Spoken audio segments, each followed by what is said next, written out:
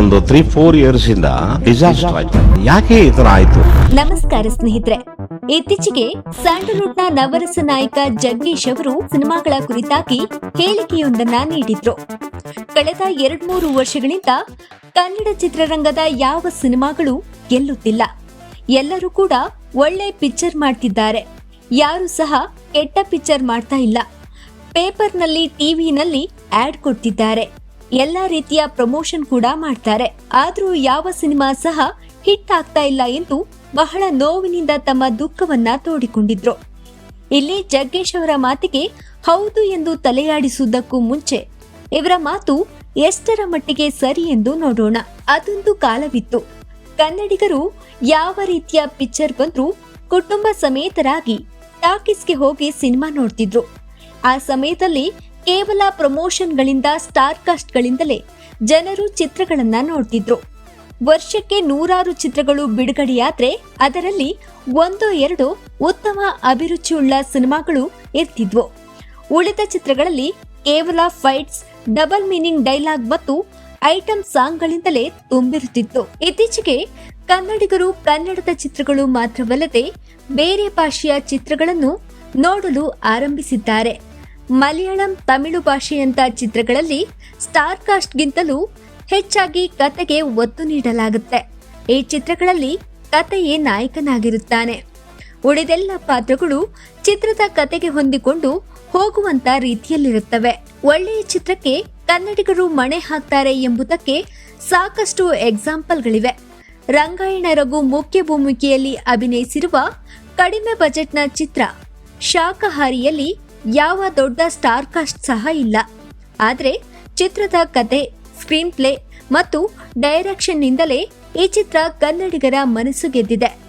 ದೊಡ್ಡ ಬಜೆಟ್ ಸಿನಿಮಾದ ಬದಲಾಗಿ ಈ ರೀತಿಯ ಚಿತ್ರಗಳು ಸಹ ಕನ್ನಡಿಗರ ಮನಸ್ಸು ಗೆಲ್ಲುತ್ತವೆ ಎನ್ನಲು ಈ ಚಿತ್ರ ಪ್ರಮುಖ ಉದಾಹರಣೆ ಎನ್ನಬಹುದು. ಕನ್ನಡಿಗರು ಎಲ್ಲಾ ರೀತಿಯ ಸಿನಿಮಾಗಳನ್ನ ನೋಡಲು ಆರಂಭ ಮಾಡಿದಾಗಿಂದ ಆಗಿರುವ ಬಹುದೊಡ್ಡ ಬದಲಾವಣೆ ಎಂದರೆ ರಾಜ್ಯದಲ್ಲಿ ಬಿಗ್ ಬಜೆಟ್ ಹಿಂದಿ ಚಿತ್ರಗಳ ಅಬ್ಬರ ಕಡಿಮೆಯಾಗಿದೆ. ಇದರ ಜೊತೆಗೆ ಚಿತ್ರಗಳು ಯಾವ ರೀತಿ ಇರಬೇಕು, ಯಾವುದು ನಿಜವಾದ ಸಿನಿಮಾ ಎಂಬುದನ್ನ ಕನ್ನಡಿಗರು ಅರಿತಿದ್ದಾರೆ. ಇದು ಕನ್ನಡ ಸಿನಿಮಾಗಳಿಗೇನೆ ತಿರುಗುಬಾಣವಾಗಿತ್ತು. ಸ್ಯಾಂಡಲ್ವುಡ್ನ ತಿರುಳಿಲ್ಲದ ಚಿತ್ರಗಳನ್ನ ಜನರು ಒಪ್ಪಿಕೊಳ್ತಿಲ್ಲ. ಅಂತಹ ಚಿತ್ರಗಳು ಸದ್ದು ಮಾಡಲು ಇತ್ತೀಚೆಗೆ ಕನ್ನಡಿಗರು ಅವಕಾಶ ಕೊಡ್ತಿಲ್ಲ. ಬೇರೆಯವರ ಮಾತು ಬಿಡಿ, ಜಗ್ಗೇಶ್ ಅವರ ಇತ್ತೀಚಿನ ಸಿನಿಮಾಗಳ ಕುರಿತಾಗಿಯೇ ಮಾತನಾಡೋಣ. ಇವರ ರಾಘವೇಂದ್ರ ಸ್ಟೋರ್ಸ್ ಎಂಬ ಚಿತ್ರ ಇತ್ತೀಚೆಗೆ ಕೊಂಚ ಮಟ್ಟಿಗೆ ಯಶಸ್ಸು ಕಂಡಿತ್ತು. ಇದಕ್ಕೆ ಕಾರಣ ಚಿತ್ರದ ಟ್ರೇಲರ್. ರಾಘವೇಂದ್ರ ಸ್ಟೋರ್ಸ್ ಚಿತ್ರದ ಟ್ರೇಲರ್ ನೋಡಿದ ಎಲ್ಲರ ಮೊದಲ ರಿಯಾಕ್ಷನ್ ಏನಾಗಿತ್ತೆಂದರೆ, ಸದ್ಯ ಕನ್ನಡದಲ್ಲೊಂದು ಉತ್ತಮ ಚಿತ್ರ ಬಂದಿದೆ ಎಂಬುದಾಗಿತ್ತು. ಟ್ರೇಲರ್ನಲ್ಲಿದ್ದ ಚಿತ್ರದ ತುಣುಕುಗಳು ಅಷ್ಟರ ಮಟ್ಟಿಗೆ ಪ್ರೇಕ್ಷಕರನ್ನ ಸೆಳೆದಿತ್ತು. ಆದರೆ ಅನಂತರದಲ್ಲಿ ಆದ ಬೆಳವಣಿಗೆ ಏನೆಂದರೆ, ಈ ಚಿತ್ರವನ್ನ ಒಮ್ಮೆ ನೋಡಿದವರು ಯಾರೂ ಸಹ ಮತ್ತೊಮ್ಮೆ ನೋಡಲು ಥಿಯೇಟರ್ ಕಡೆ ಮುಖ ಹಾಕಿಲ್ಲ. ಇತರರಿಗೆ ಈ ಚಿತ್ರವನ್ನ ನೋಡಲು ಸಜೆಸ್ಟ್ ಕೂಡ ಮಾಡಿಲ್ಲ. ಇದಕ್ಕಿರುವ ಪ್ರಮುಖ ಕಾರಣವೆಂದರೆ ಟ್ರೇಲರ್ನಲ್ಲಿದ್ದದ್ದು ಚಿತ್ರದಲ್ಲಿರಲಿಲ್ಲ. ಚಿತ್ರದಲ್ಲಿ ಯಥಾ ಪ್ರಕಾರ ಡಬಲ್ ಮೀನಿಂಗ್ ಡೈಲಾಗ್ಗಳು, ಓವರ್ ಆಕ್ಟಿಂಗ್, ತಿರುಳಿಲ್ಲದ ಕತೆ ಇವೆಲ್ಲವೂ ಸೇರಿ ರಾಘವೇಂದ್ರ ಸ್ಟೋರ್ಸ್ ಚಿತ್ರ ಜಗ್ಗೇಶ್ರ ಇತರ ಚಿತ್ರಗಳಂತೆಯೇ ಆಯಿತು. ಟ್ರೇಲರ್ ನೋಡಿ ಹೋದ ವೀಕ್ಷಕ ಕೊನೆಗೆ ಬಕ್ರ ಆದ ಎನ್ನಬಹುದು. ಅನಂತರದಲ್ಲಿ ಬಂದ ರಂಗನಾಯಕ ಚಿತ್ರದ್ದು ಇದೇ ಹಣೆಬರಹ.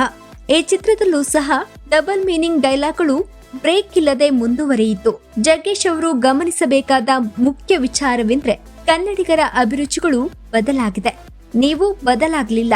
ಕೊನೆಗೆ ವೀಕ್ಷಕ ಬದಲಾದ. ಜಗ್ಗೇಶ್ ಅವರು ಅನಂತರದಲ್ಲಿ ಹೇಳಿದ ಪ್ರಮುಖ ಅಂಶವೆಂದರೆ, 200-300 ಕೋಟಿ ರೂಪಾಯಿ ಹಾಕಿ ಮಾಡಿದ ಚಿತ್ರಗಳು ಮಾತ್ರ ಇತ್ತೀಚೆಗೆ ಓಡುತ್ತಿವೆ ಎಂಬುದು. ಅಲ್ಲೂ ಸಹ ಪ್ರೇಕ್ಷಕರನ್ನ ದೂರುವ ಬದಲು ಸಿನಿಮಾ ಚೆನ್ನಾಗಿದ್ರೆ ಕನ್ನಡಿಗರು ಭಾಷೆಯ ಭೇದವನ್ನು ತೋರದೆ ಥಿಯೇಟರ್ಗೆ ಆಗಮಿಸುತ್ತಾರೆ ಎಂಬುದಕ್ಕೆ ಮಲಯಾಳಂನ ಆವೇಶ ಮತ್ತು ಮಂಜುಮೆಲ್ ಬಾಯ್ಸ್ ಉದಾಹರಣೆ. ಅದರಲ್ಲೂ ಕೇವಲ ಕರ್ನಾಟಕದಲ್ಲಿಯೇ ಆವೇಶಂ ಚಿತ್ರ ಸುಮಾರು 10 ಕೋಟಿಗೂ ಅಧಿಕ ಕಲೆಕ್ಷನ್ ಮಾಡಿದೆ ಎಂದರೆ ನಂಬಲೇಬೇಕು. ಇದೆಲ್ಲದರಿಂದ ಚಿತ್ರರಂಗದ ಹಲವರು ಅರಿತುಕೊಳ್ಳಬೇಕಾದದ್ದು, ಕಥೆಯಲ್ಲಿ ತಿರುಳಿಲ್ಲದೆ ಬಿಗ್ ಬಜೆಟ್ ಚಿತ್ರಗಳನ್ನ ಮಾಡಿದ್ರೆ ಜನರನ್ನ ಥಿಯೇಟರ್ಗೆ ಆಕರ್ಷಿಸಬಹುದು ಎಂದುಕೊಂಡರೆ ಅದು ಸಾಧ್ಯವಿಲ್ಲ. ಒಳ್ಳೆಯ ಸದಾಭಿರುಚಿಯ ಚಿತ್ರಗಳು ಹೆಚ್ಚಾದಂತೆ ಥಿಯೇಟರ್ನತ್ತ ಜನರು ಮತ್ತೆ ಬರುವುದರಲ್ಲಿ ಎರಡು ಮಾತಿಲ್ಲ. ಇದಿಷ್ಟು ಇಂದಿನ ವಿಡಿಯೋ.